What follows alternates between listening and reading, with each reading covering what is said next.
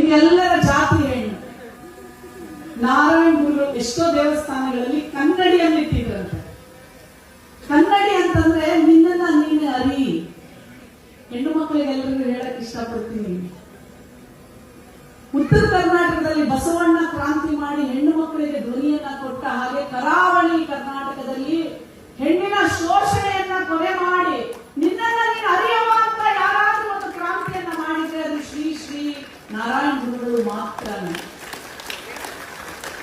ಪ್ರತಿದಿನ ನೀವು ಕನ್ನಡ ಮುಂದೆ ನಿಂತ್ಕೊಂಡಾಗ ಶ್ರೀ ನಾರಾಯಣ ಗುರುಗಳ ಮಾತುಗಳನ್ನ ನೆನಪು ಮಾಡ್ಕೊಳ್ಳಿ.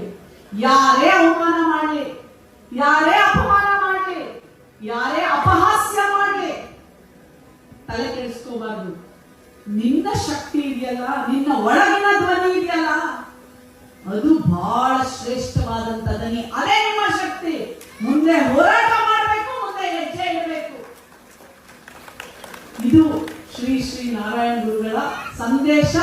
ಇಡೀ ಹೆಣ್ಣು ಕುಲಕ್ಕೆ, ಇಡೀ ಹೆಣ್ಣು ಸಮುದಾಯಕ್ಕೆ, ಇಡೀ ಮಹಿಳಾ ಸಮುದಾಯಕ್ಕೆ ನಿಮ್ ಜೊತೆ ಯಾವಾಗಲೂ ಸದಾ ನಿಮ್ಮ ಧ್ವನಿಯಾಗಿ ನಿಮ್ಮ ಜೊತೆಯಲ್ಲಿ ನಿಂತ್ಕೊಳ್ತೀನಿ ಅಂತ ಹೇಳ್ತಾ ನನ್ನ ಕರೆದಂತ ಇಡೀ ನಾರಿ ಶಕ್ತಿಗೆ, ಈಡಿಗ ಸಮುದಾಯದ ಇಡೀ ನಾರಿ ಶಕ್ತಿಗೆ ನಾನು ಹೃದಯದಿಂದ ಧನ್ಯವಾದಗಳನ್ನ ಹೇಳ್ತೇನೆ.